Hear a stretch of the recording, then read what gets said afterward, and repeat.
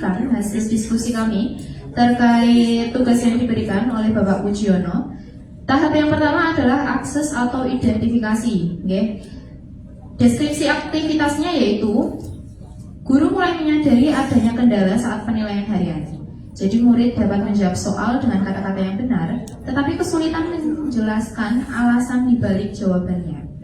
Kemudian peran guru yang dilakukan ialah bolehlah mengajak rekan guru kelas dan juga mengundang orang tua murid dalam pertemuan khusus.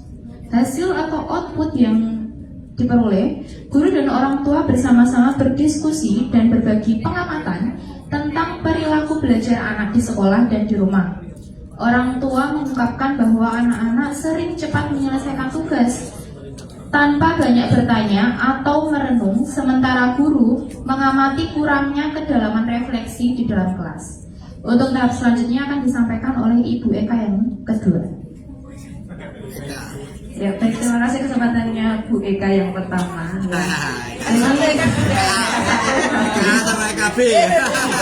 Ya, jadi setelah kita tadi ya mengidentifikasi suatu masalah yang terjadi atau studi kasus yang terjadi, jadi ini lanjut ke tahap perencanaan. Jadi merencanakan kira-kira apa yang harus dilakukan ketika terjadi masalah tersebut seperti itu. Jadi untuk aktivitasnya di sini Bu Lela dan tim guru kelas itu merancang strategi pembelajaran yang menekankan refleksi mendalam. Mereka menambahkan sesi berbagi cerita tentang pelajaran hari itu dan menulis hal-hal yang masih membuat penasaran serta membuat jurnal harian sederhana. Nah, peran guru di sini apa? Guru itu memfasilitasi refleksi di kelas dan menyusun panduan sederhana bagi orang tua untuk mendukung proses refleksi anak secara efektif. Hasil atau outputnya apa dari perencanaan ini? Hasilnya adalah guru itu merencanakan mengadakan sesi reflektif di kelas setelah aktivitas belajar, sedangkan orang tua secara rutin memantau dan mendampingi anak mengisi jurnal yang sudah dibuat oleh guru. Selanjutnya untuk tahap berikutnya akan dijelaskan oleh Bu Renita. Sekalian ya. Selanjutnya adalah tahap implementasi. Dari hasil yang kita rencanakan itu tadi, kita lanjut ke pelaksanaan.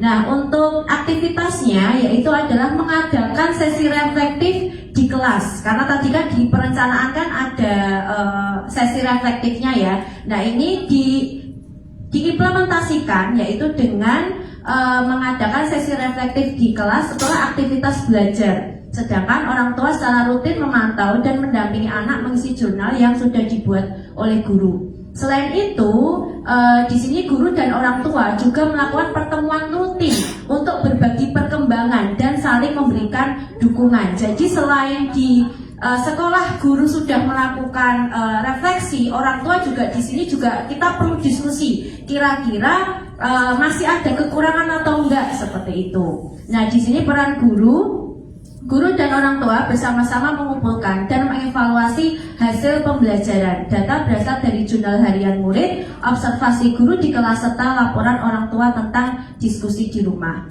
Apa hasil outputnya? Mereka sepakat bahwa pembelajaran dan refleksi murid semakin hidup dan bermakna meskipun masih ada murid yang perlu bimbingan lebih dalam menulis refleksi.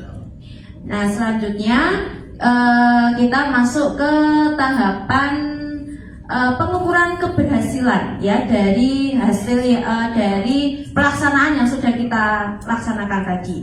Nah, jadi untuk pengukurannya kita merencanakan langkah perbaikan. Peran gurunya apa? Guru dan orang tua bersama-sama merefleksikan keberhasilan dan tantangan yang dihadapi. Hasil outputnya adalah membuat contoh refleksi yang lebih konkret dan mudah dipahami murid. Yang kedua, mengadakan pelatihan singkat bagi orang tua tentang cara mendampingi refleksi anak, menambah variasi aktivitas efektif di kelas dan di rumah, serta memperkuat komunikasi rutin agar dukungan terhadap murid lebih konsisten.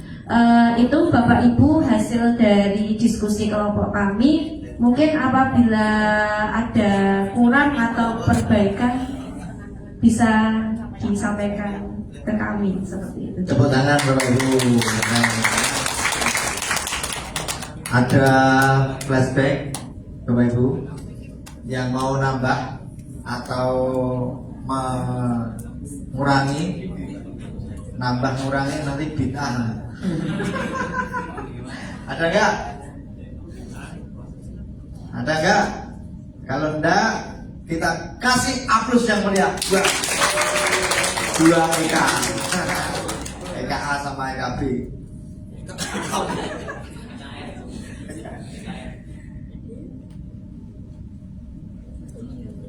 14.57. Break atau lanjut? Hah?